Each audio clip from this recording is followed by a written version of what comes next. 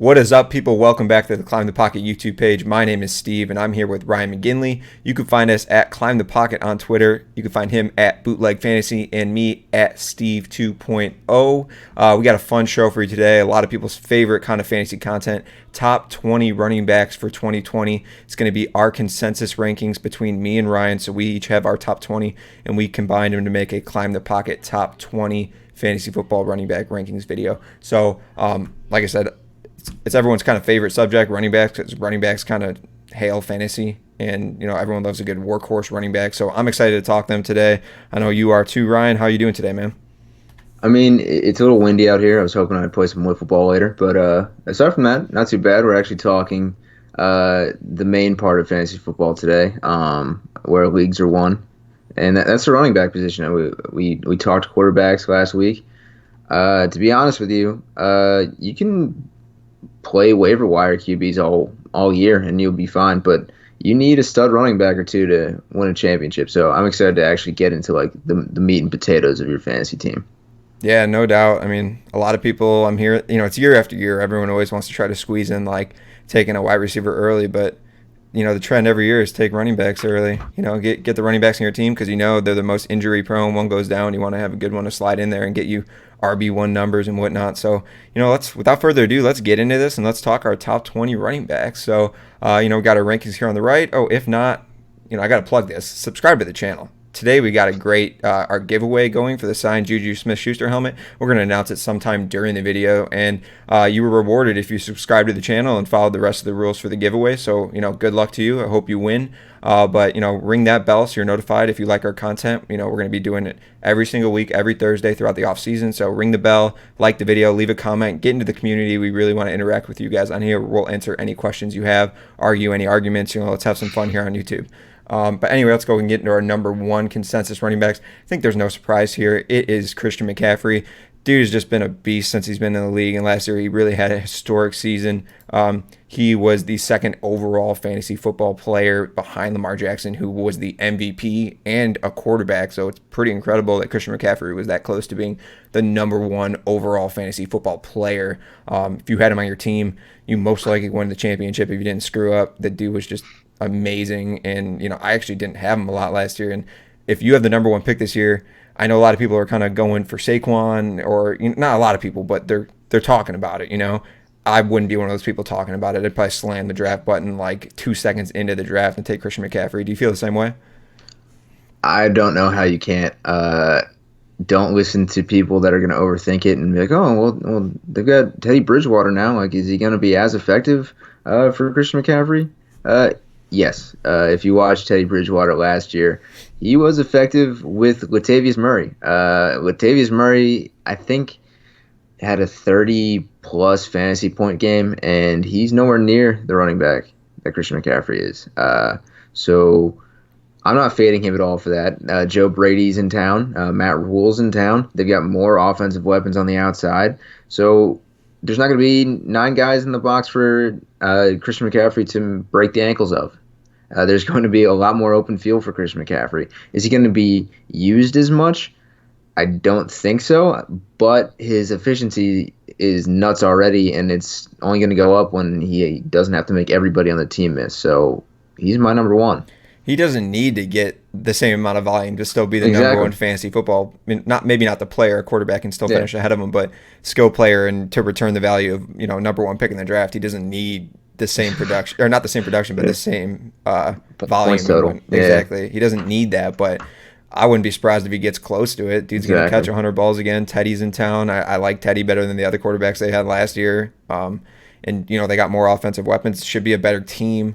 Maybe that doesn't bode as well for him because they're not going to be in like so many garbage time games, but I don't know. I'm not going to question it. I'm not going to overthink it, just like you said. But coming in at number 2, we got Saquon Barkley. Like I said, some people are considering him as the number 1 pick.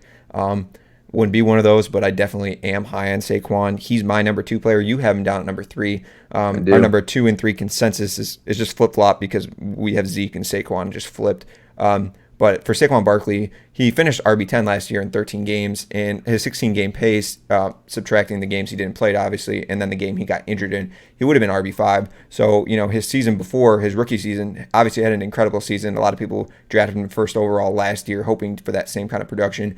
And he pretty much did it kind of quietly. Just being injured kind of just took him off like the face of fantasy football for a little while. But he definitely ramped up towards the end of the season and showed that, he's still that guy and he's worth a top 3 pick in fantasy football, no doubt. I'm excited to watch him play. Like if I get the option of obviously the number 2 pick or the number 3 pick, like I really hope Saquon Barkley's there for me. I definitely wouldn't think twice about taking him. And the Giants offense, I'm pretty excited about. I like Daniel Jones this year. They have a lot of good skill weapons. I just think that offense is going to be good. Like I said, Daniel Jones is going to take another step forward. Saquon Barkley is just a dynamic freak. His body, his talent is just crazy. And I think it's going to be a huge breakout year for him. I wouldn't be surprised if he finishes the number 1 running back. I mean, I'm not going to argue that. The main thing with the guys in the top 3 with CMC, Zeke, and Barkley, all of their offenses have gotten significantly better in the offseason, at least in my opinion. Yeah. The Giants have gotten healthy. They've made sure that Evan Ingram's happy enough to be there. They've made sure that Golden Tate's still there. Darius Slayton's there. Shepard's still there. Their offense is good. Daniel Jones gets thrown in the offense for another year. He was on pace for 32 touchdowns. He was actually very good last year. If he played all 16, there's no doubt in my mind he would have been in the Rookie of the Year talk. So I think they're going to be better than what most people are writing them off as. They're going to have a solid offense, and they're going to be in a division where they're going to be throwing the ball a lot. So that was Saquon's big year, was when he was involved heavily in the pass game. He's going to be again this year because they're going to be a better passing offense. So I'm excited for Saquon. And the same goes for my number 2, your number 3, our consensus 3. I guess our consensus 2.5. Zeke Elliott. Because I think Zeke is going to benefit the most from what they're trying to do with that team. I think he's finally starting to mature. We don't hear much about Zeke anymore. We haven't heard nonsense about Zeke in an offseason. He's going to benefit from not having to deal with 8 guys in the box. There's going to be 3 dynamic wide receivers, and that offense looked great last year. And he's the main benefactor of them moving the ball a ton. What they don't really have is a red zone guy. Like they don't have a big body receiver like CeeDee Lamb. He could possibly do it, but he's not the prototypical guy that you want in the red zone. Michael Gallup's pretty good, but I wouldn't say he's a main red zone guy. Zeke's going to have a ton of touchdowns because they're going to be moving the ball a ton. So he's going to benefit from that. And if they're going to have 4 wide receiver sets with Zeke in the backfield, he's going to get dump-offs all day. So Zeke, that's why he's my number 2 over Barkley. But, at that point, you're just picking who you prefer. Like, it's really not that crazy to put both of them at 2. Yeah, I think 3 is a really good spot to be in because you get one of these 3 backs and then you get the closer pick on the way back on the snake draft, So I would be very happy with Zeke. He's definitely ramped up his receiving numbers over the years, which is great. But I think, even though he still scores a lot of touchdowns, I think we're all kind of hoping for a little more just because how good he is and how big he is and how he just dominates on the ground and the offense kind of runs through him. It seems like when they get down to the red zone, they really like to kind of use Dak as more of a weapon, and a lot of their skill players like kind of keep them guessing, and that's just kind of like how the offense rolls, I guess. They trust Dak a lot more to create plays, but I think if they gave it to Zeke a little more, just kind of right off the bat, maybe first and second down, I think he'd probably punch one of those in within the 5 instead of getting too cute. But that's what the team does. Hopefully, we get a little something different this year, and he gets up to 15 touchdowns or more. That'd be pretty great, and I'd be happy with him as my 3rd pick. Coming in at 4 for us, he is my number 4 pick, and he's your number 5. We got Alvin Kamara for the Saints. Alvin Kamara had, I guess, a slightly down year last year from what people were expecting. He was injured, and some in the games when he was playing, maybe he was recovering from injury. But Alvin Kamara is just one of the best receiving backs in the league. Top 2, no doubt. Christian McCaffrey, Alvin Kamara is right there. He caught 81 balls last year. on 97 targets. Seeing 97 targets is amazing, especially in a PPR league. Alvin Kamara can go up a whole spot, in this position. You could take him over Zeke just for that. He's going to get you 81 more points last year because of the catch. Not 81 more points, but minus whatever Zeke gets. But, he's just really fun to watch. Guy is like on skates out there, watching him. He's kind of like not your prototypical running back. He seems a little taller and a little skinnier, but the dude can stop on a dime and just kind of tiptoe around, defensive backs and whatnot. I don't know. His touchdown total down was last year. Yeah, it's I don't know. It's kind of hard to describe how he plays. It's not like prototypical running back to watch. Like, I love Kamara, right? Yeah. But I think last year I think he had the second most targets inside the 10 without a receiving touchdown, behind like Christian Kirk or some nonsense. Mm-hmm.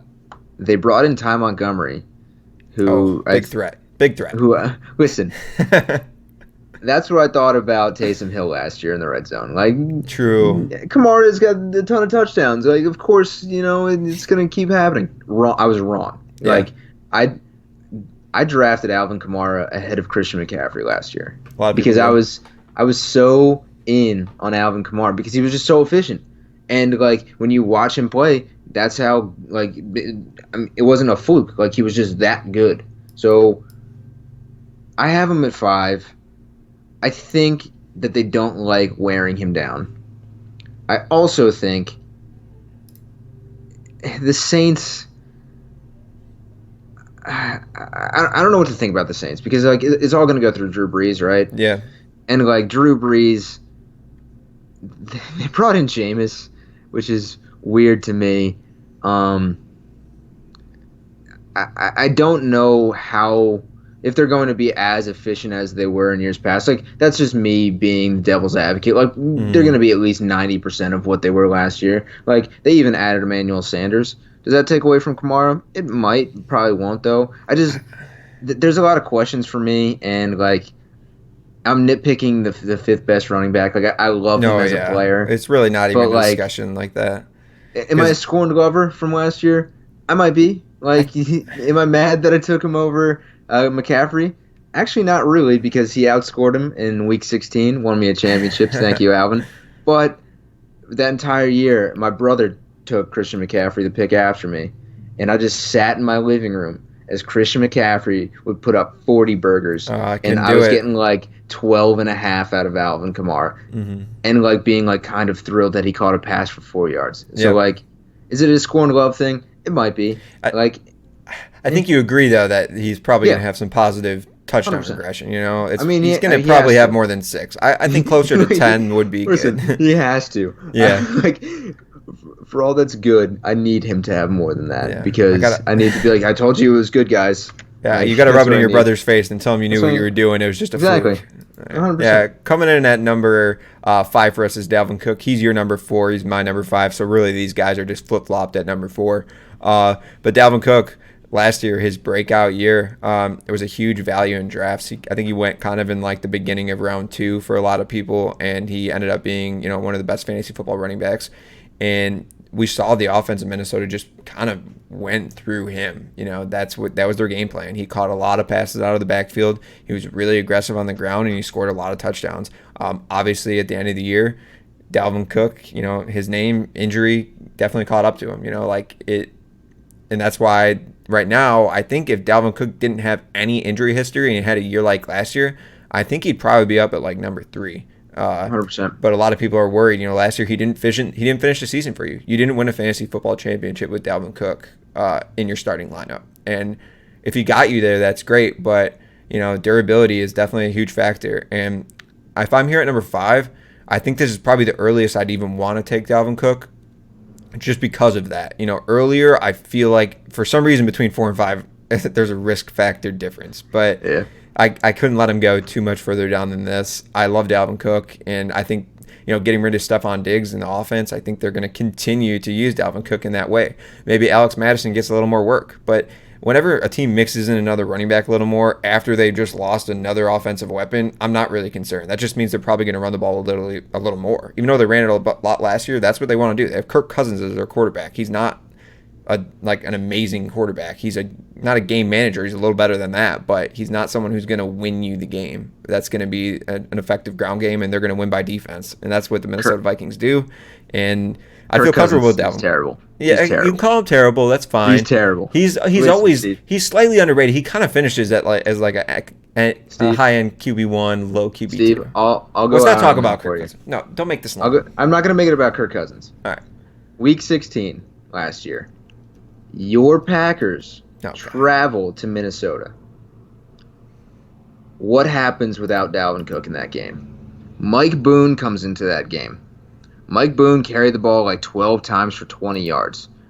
That offense sputtered. Kirk Cousins, I think, finished with 6 or 7 fantasy points. He might have had a touchdown to Diggs. I can't remember. I'm pretty sure he did. It was a nice ball. But that offense sputtered without Dalvin Cook. It was terrible. That offense was terrible without Dalvin Cook. You're right. He is the offense. So Rudolph's another year older. They drafted Justin Jefferson. Does he do a ton for me? No. He's a slot guy. He's very similar to Adam Thielen to me. I know Thielen's not really a slot guy, but they run similar routes. They have similar size and speed. They're very similar in my mind. I can't get that comp out of my head. Yeah. I think that offense needs to run around Dalvin Cook. Dalvin Cook got teams to the playoffs for fantasy. If he does 85% of what he did last year, he was winning games himself. He's a stud to me. He's involved in the passing game. It's tough for me to not draft him at 4 because he was so good. Because after Kamara, I don't love the running backs, and hey, we're gonna talk about them. I don't love them high up, and you need a top 5 guy to me at running back. Would you draft all of these guys over Michael Thomas? Just as a personal preference, yes. I'm not cheering for Michael Thomas at all this year. That guy annoys me. Wow. All right. He was coming to my boy Devontae Parker for no reason. Your boy. All right. Let's get on to the next guy. Number 6, our number 6 running back, and I think we're both same on this one, is Derrick Henry for the Tennessee Titans.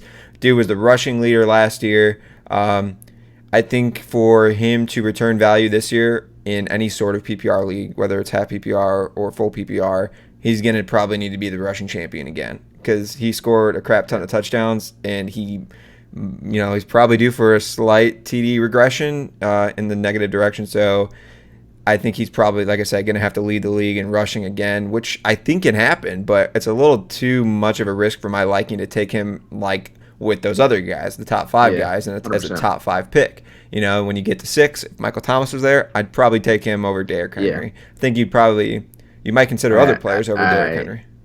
I think I'd have to take. I would have to take Michael Thomas over Derrick Henry, but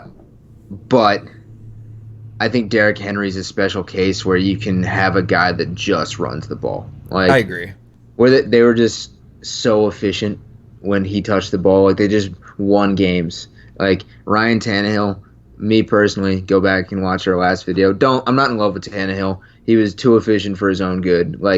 He was 23 of 28 for 310 yards and 3 scores every week. That's not going to continue with Ryan Tannehill and the passing guys that they have. So I like Derrick Henry a lot. He's going to get his 25 to 30 touches. He probably will lead the league again in rushing as long as he's healthy.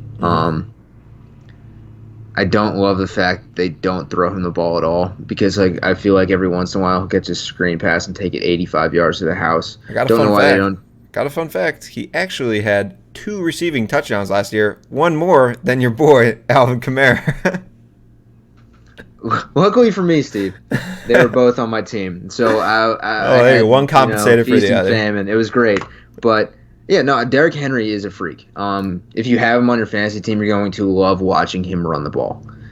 You'll check your app and it'll be Derrick Henry ran for a 70-yard touchdown, and you're how did no one catch him? Right? He's not that fast. I can't believe it when I see that. And you watch the highlights and you're are they purposely running at the same speed as him, or what's going on? I don't get it. I think it's all I don't know. It's a weird thing. You're seeing on the screen. You're like, is he moving fast? Like he's a grown adult, Steve. And I wouldn't want to try to tackle him from behind because if you get kicked by the upswing of his foot, you might get just knocked out. All right, yeah. Derrick Henry, great player. He's a number 6 running back. Let's go on number 7. We agree on this one as well. Joe Mixon for the Cincinnati Bengals. Thank God.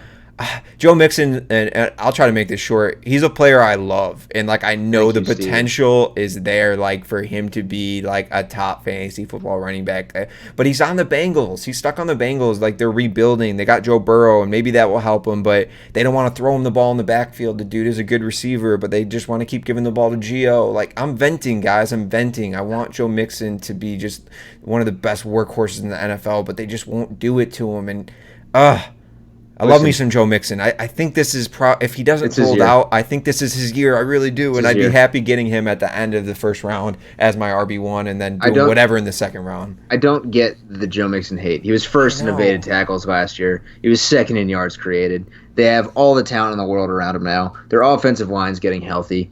They're just going to be a changed team completely. Like Tyler Boyd goes from being the number 1 receiver to having 2 guys that on any given Sunday will be just as effective as him. And they have John Ross. They've got 4 great receivers. Yeah. They've got Uzama. I've never known how to say the tight end's name. He's fine. Like he's a fine tight end. Joe Burrow is a winner, and Joe Burrow is not going to have that team be terrible. Mixon's going to get his 18 touches a game at least. He's going to have many 100-yard games because they have to account for other players not named Joe Mixon on the team. I was tempted to put him at 6. Derrick Henry's my boy, though. I couldn't put him above Derrick Henry. I think 7's a perfect spot for him. Quick question. Have you ever seen people adjust their rankings on the possibility of a holdout? Which I think makes no sense to me. I feel like I've seen people do that, and I'm like, okay, either you're ranking him like he's playing, or you're ranking him like he's not playing for 5 games or something. Yeah, like it makes no sense. We've got Lev Bell at 37 this year. He was number 2 running back last year. Yeah. And I'm like, I understand, but also he's going to be the number 5 running back at the worst when he comes back. So yeah, like I hate that. I don't like that at all. Number 8, we have Josh Jacobs. Josh Jacobs is my number 11. He's your number 9. He comes in as our number 8 consensus running back. I think I kind of had him up at 8 originally, and he's kind of slipping for me after I kind of realized what the Raiders did in the draft. Just kind of added a bunch of offensive weapons. They drafted a wide receiver in Lynn Bowden, and they turned him into a running back. And they're calling him a running back. And they re-signed Jalen Richard. They're pretty much their franchise pass-catching back. So we all wanted Josh Jacobs to get more involved in the passing game, which we think he's able to do, but it doesn't seem like that's what the Raiders want. It seems like they want separate roles, kind of like Joe Mixon, like we just talked about. They want to keep those things separate, which is fine. If it works for your football team, go ahead. For fantasy, it worries me, and that's why he's down at number 11 for me. Can you tell me why you got him up number 9? Well, Steve, he was 3rd in big runs last year. He was 7th in yards. Derek Carr is not a good quarterback. I'm going to continue to bang the drum for this. But they've got good tight ends. They've got speed guys now.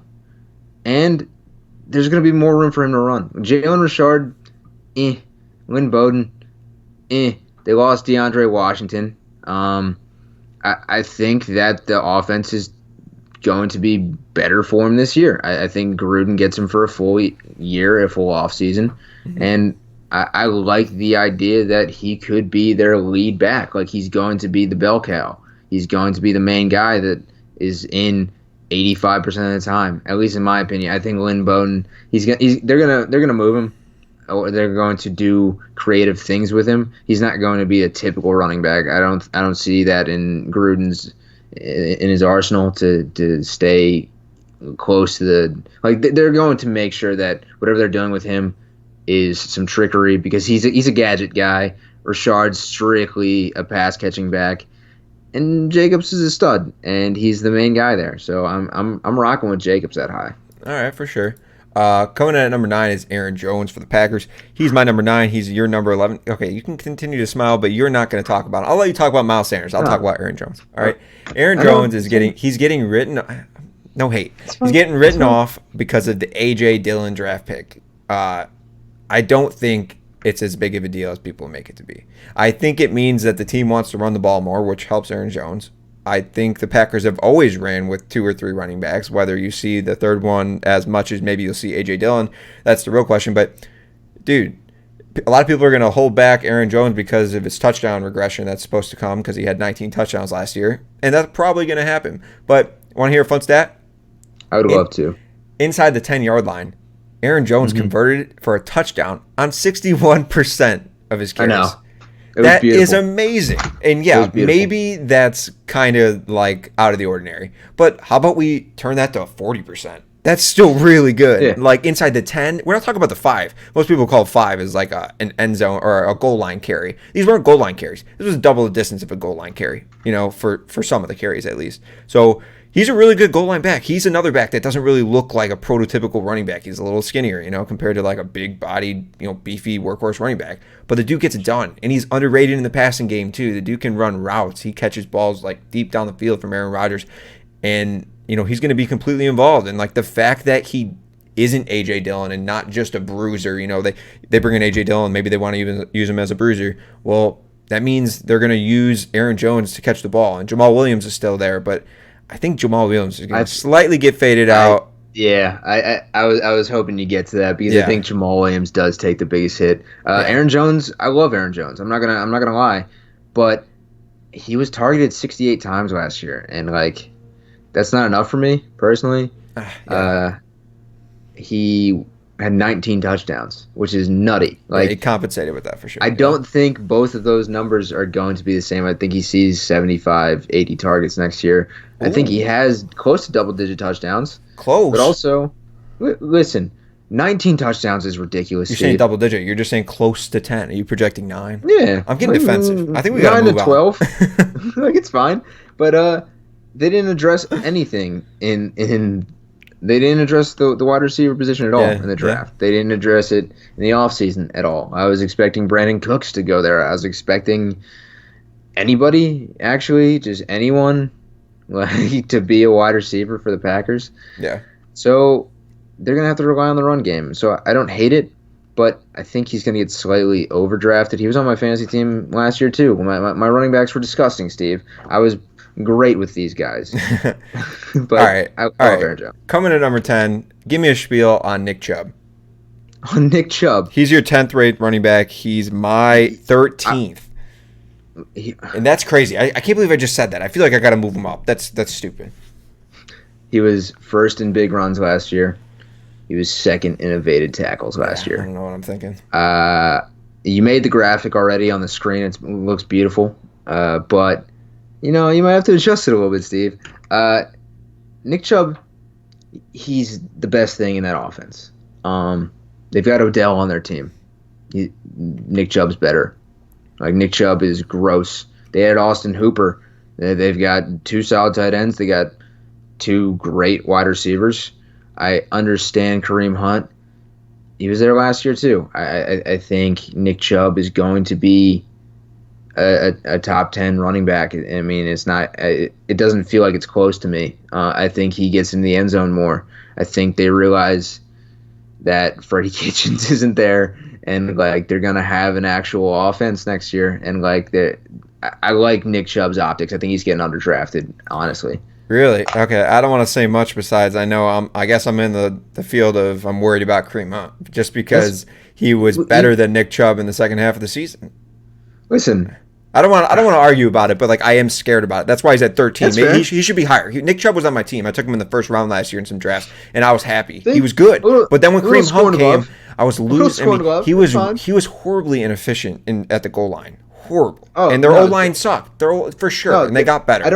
I don't understand what was going on with the goal line offense last year. There was one game where he had 8 in a row. 8. He ran 1 through 4 or first down through fourth down, and they got a penalty, and they did it again, and he got stuffed every time. I don't understand what went on with that goal. I don't think I watched that game. I actually think it was one of those where I couldn't watch it, and I was actually on my phone, and you should have seen me on my phone. I was like, "What is happening?" Nick Chubb inside the 10 was like 11 carries for like negative 30 yards. Yeah. No, there's a crazy stat out there. Yeah, I forget what it was. I tweeted it like a month ago. I understand it's out there, Yeah. but Baker Mayfield was also the least efficient quarterback in the red zone. Across. Yeah, you heard last video how I feel about Baker. They were terrible. That was bad coaching too, though. Like for sure. What are you doing, Baker? It's like they were trying to make Baker something that he's not. Give the ball to Nick Chubb. He's your best player on the field. If your running back is not doing well and your quarterback is not passing the ball well, it's probably the offense. So with the better offense, I mean, Nick Chubb's got to be better. Yeah. And he's a top 10 running back to me. Yeah. Well, there you have it. That's Climb the Pocket's top 10 running backs. We're going to move on to 11 through 20, and we're going to kind of do more like a lightning round style for these guys. You're going to hit on one. I'm going to hit on one. Just a quick take on each guy, but we're going to give you the 11 through 20. Starting off at number 11 is your boy Myles Sanders. I'll give him to you. You get like 30 seconds to tell me why you love Myles Sanders at number 11. Can you name the other running backs for the Eagles? No. It's Boston Scott, Corey Clement. So soon to be Carlos Hyde. It's not. Carlos Hyde's not coming. I can guarantee it. Myles Sanders is similar to Joe Mixon to me. I think he catches the ball better. I don't think he runs between the tackles as well. But I love the fact that when he's in open space, he's borderline impossible to tackle. I mean, he figured it out by about week 5 or 6 last year. He got his first touchdown against the Vikings and took off. The offense is so much better. There's not going to be guys in the box. I keep reiterating that. But for a running back to be efficient, there needs to be less guys tackling him, and that's how Myles Sanders is going to be. So, yeah, love it. I think a lot of people are excited to watch him this year. And if you're doing like a best ball draft or something right now, it's really the only like permanent style draft for the actual season that's going on right now. I bet his ADP is dropping because of the Carlos Hyde hype, but it's kind of calmed down lately. I feel like I haven't heard that in a week, so I do agree with you. Maybe it won't happen. Let's move on to our number 12 running back. Austin Ekeler is my number 10 running back. He's your number 12. Comes in as our consensus number 12. I love Austin Ekeler for sure. I've been slamming it in like in the second round of fantasy football drafts, just getting him as my RB2, which is amazing. He was so good. He was the RB2 last year when Melvin Gordon wasn't playing. But then when Melvin Gordon was playing, dude didn't have a rushing touchdown. I think maybe that evens out this year, but it seems like they want to use him as their number one back.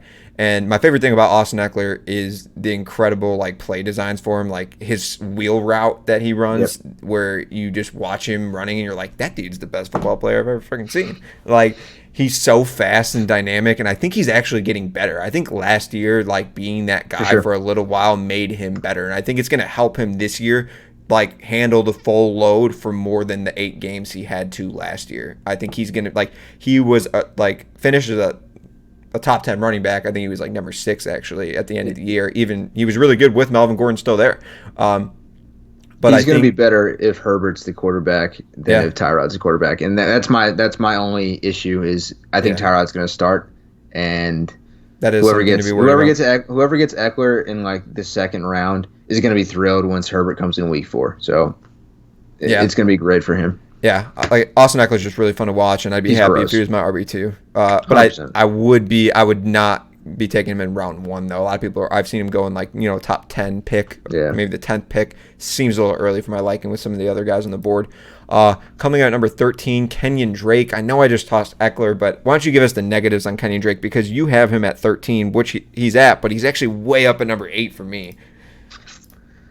He was 81st in yards created per touch, Steve. 81st. Yeah, that stat's too fancy for me. Yards created per touch. It's too fancy. 81st. There was 80 guys better than him. Wait, are you counting all the games in Miami? Because just throw him out the door. Just throw him out the door. I mean, I think you are. Yeah, I think you are. His stats were awful in Miami. They were awful. Fair enough. Did he catch lightning in a bottle? Dude, for a he had games? He had over 80 rushing yards a game. He played 8 games in Arizona. He had a touchdown per game on average. That's great and you saw. Check my Twitter. I posted a video. You saw the highlight video. Dude looked amazing. Trent Richardson. I'll give you Trent Richardson highlights. Are you calling it? Is this Trent Richardson? No, but I do like. I like Drake. He's getting overdrafted for my liking. I think number 8 is pretty. It sounds high. He's the classic. He's the off-season winner right now for me because everyone is talking up Kenyan Drake. somebody in that offense is not going to be as good as they're saying, or they're going to be better than the Chiefs offense. Everyone's talking up Kyler, everyone's talking up Kenyan. I mean, DeAndre's there, Fitzgerald's there, Christian Kirk's there, Andy Isabella's there. Somebody's going to not be as good. It's and not, yeah, but it's not going to be Drake. Drake's still listen, a good guy. I love getting guys that I'm 1,000% sold on in the first 4 rounds. I'm not sold on Kenyan Drake. Yeah. Could he be a league winner? And could you play this back to me later? Yeah, I mean, maybe, probably not, but yeah, it is like not thrilling to see his name on my team as my second pick. So yeah, no, I understand. He's working his way into the first round. Yeah. Like, get out of there. You're a third round back that's supposed to be winning leagues there. Whoa. Listen. There's an announcement coming in. We have the winner of the signed Juju Smith-Schuster helmet. Ding, ding, ding, ding, ding, ding, ding, ding, ding. It is Andrew. I'm going to try this. Abel. I don't know if it's Abel, but we're going Andrew Abel at Andrew52_ on Twitter. You have won the Juju Smith-Schuster signed mini helmet. Go ahead and DM at Climb the Pocket on Twitter to claim your prize. Congratulations, man. Hey, and if you're here, you're going to want to stay watching all these videos because we're going to have more giveaways coming. If you wanted that Juju helmet, there might be another one in the future. Maybe not Juju, but there's going to be a different player, something out there. We're giving it away because we really like you guys and we really like that you support our show. So definitely stick around. Congratulations, Andrew, on winning the helmet. Let's go ahead and move on to our number 14, 15, and 16 running back. I'm going to kind of show them all right here. We got Leonard Fournette, we got Todd Gurley, and we got Chris Carson. Out of these 3 guys, which guy do you prefer? I've got Fournette ranked there. He's the number 1 guy I have there. I'm firmly on the I don't love Leonard Fournette train, right? But, I mean, his talent is unbelievable. He had 100 targets last year. He's the only guy there. Chris Thompson they signed. The only guy that gets hurt more than Leonard Fournette is Chris Thompson. So that's Fournette's true. Wow. Fournette's going to get. Why would they want to do touches. that? I don't know. I got him in I just got Chris Thompson in around 18 of a dynasty startup. Yeah. Just in case he's good. He's not I love Chris Thompson. I've always loved Chris Thompson. It's not gonna he's not gonna dent. Yeah, that one amazing Fournette's year in touches. Washington. Yeah, he's sick. When he's healthy, he's sick, but he's never healthy. He's all of a sudden almost 30. That is something to think about, though. If he is healthy and if he's still as good as he was that one season, say goodbye to all those Fournette catches out of the backfield. I've been stashing Chris Thompson. Wow, that's kind of sneaky. No one's talking about it, but for the time being, it's Fournette's backfield. Is he going to show up to camp? I mean, maybe. If there's going to be a camp. But Fournette's going to get his 300 touches. Is he he's not very effective. He's not efficient. He's a big guy that doesn't really get in the end zone enough. I like Fournette. Yeah. I don't want to draft Fournette, but I understand the appeal. He's not my cup of tea. For some reason, when I watch him, he doesn't give me that electric feel. He doesn't feel electric. He's huge. He's a running back. He's an NFL running back, and he's perfect size, shape, whatever. He just doesn't give me that feel. Chris Carson also hurt himself. Todd Gurley is running on the worst knees ever made by humans. Yeah. I agree with you. Of those three, I agree. That's why getting a top 12 guy is so important, because then you're starting to take steps. Getting 2 of those guys is important, and that's how I feel. If you can get 2 of those top 12 guys, for me, 13 because Kenyan Drake. If you can get 2 of those guys, I think you're happy. The next 2 guys coming off the board, or for us at 17 and 18, are Clyde Edwards-Helaire and Melvin Gordon. Talking CEH, I think he's being overdrafted right now. I think he's coming in at the ECR 14. It just seems a little too high for my liking for a rookie running back, especially on a team who has a starting running back in Damian Williams. I'm not a big Damian Williams guy, but he's there. He was really good in the Super Bowl, if not the Super Bowl MVP. I know Patrick Mahomes, but he had a really, really good game. He's still there. He's got to beat him out. Now, the one thing he's got going is Patrick Mahomes said, I want Clyde. And that kind of says a lot for me. He said, I like that guy, and I want him to be a huge factor in our offense. So I do think he's going to be a huge portion of that offense. I think he's a really, really good pass catcher. Obviously showed that at LSU. So I'm definitely excited to watch this guy, but I'm not excited to take him as a top 14 running back. I think you kind of feel the same way. Yeah, Damian Williams is there. Washington signed there. Andy Reid doesn't like featuring one guy, so that means all of them are not going to be He used fantasy to, though. darlings. I mean, I feel like he's kind of yes. going away. Oh, come on. Like the Jamal Charles train. I mean, Jamal Charles was a different animal of the same beast. Like he Kareem was Hunt, when he was there, disgusting. he was the only guy. Exactly, but I don't see Clyde Edwards-Helaire as Kareem Hunt or Jamal Charles. I see That's a him good point. as someone similar to Damian Williams. You know what I mean? Yeah. Like rookie year. I mean, when Andy has had studs, he's rocked with them. Like LaShawn Mm. McCoy. He didn't even do that with Brian Westbrook. Like we had scrubs with him. Like Carell Buckhalter. Like Andy's a weird dude. Like Yeah. on paper, Edwards-Helaire should be a pass catching freak, but I don't love the rookie running back that we're not 1,000% sold on getting drafted in the top 3 rounds. You know what I mean? I agree. I agree. If you do like him a lot, though, I'm Yeah, if not you going like to him, hate go you for for it. drafting him over Take him Todd ahead of me. Gurley, It's Chris fine. Carson, or Melvin Gordon, or maybe I think Leonard Fournette kind of draws the line. I think I'd have to take Leonard Fournette over him for sure. Let's go ahead and move on from that. We're not really going to talk Melvin Gordon. He's on a new team on the Denver Broncos, kind of in a timeshare with Philip Lindsay. I think he's going to be good. Coming at number 19 is David Johnson, and number 20 is Le'Veon Bell. We'll each give a quick take on these guys. David Johnson, I like that he is not on the Cardinals anymore because they obviously didn't like him and their team wasn't very good when he was playing. He looks like he slowed down a lot last year, but he gets a fresh start with the Texans with Deshaun Watson, a proven quarterback in the league. I think David Johnson is going to be their main guy. It is kind of worrisome that Duke Johnson's there and he's a really good pass catcher, so it kind of worries me because I thought David Johnson was still pretty good in the passing game, but he looked a lot slower on his feet, which is probably what they're going to use him for a lot, just running the ball. So there's a lot of risk, but where you can get him in drafts, if it hits, it'll definitely pay off. So I don't mind David Johnson if he's like your RB3, maybe RB2 if you went like wide receiver heavy early. Yeah, I mean, I can't argue that. Yeah. David Johnson is getting one last shot. Yeah. We're going to see what's in the tank for him. Like he's not that old. Like people think he's like 30. He's like, what is he, 27, 28? Like he's older. He's older than you think. he's He didn't older. get started till he was like 24 in the NFL. He's older. He's Yeah. not old. He's not the cursed 30, I don't believe. He's not the cursed Le'Veon Bell old. Well, actually, isn't he like the same age? I think I'm not. I think That's a Le'Veon's good like low question. key like 28, 29, and I feel like people think he's 31. I think Lev was like sneaky like 17 when he came in the league. So like Sneaky. You're right. yeah. But Lev Bell, he's at 20 because I have him personally at 20. I got him at 22. So Lev Bell might be a steal. I don't know. Do we know? I mean, he was super inefficient last year. Did the offense get any better? No. But with Sam Darnold with a full year, who knows? Who knows with him? I mean, they didn't add any weapons at all. I mean, they didn't do a whole lot to make their team better. But like, Lev Bell is Frank Gore. finally. Frank I'm Gore's- kidding. I'm kidding. Frank Gore. Change of pace back. One's slow and one's slower. That's fine. Yeah. But I like Lev Bell, right? I mean, people are going to stray away from Lev Bell. Me. He's still going to get his targets. He's still going to get his carries. I mean, he has a full year with the Jets.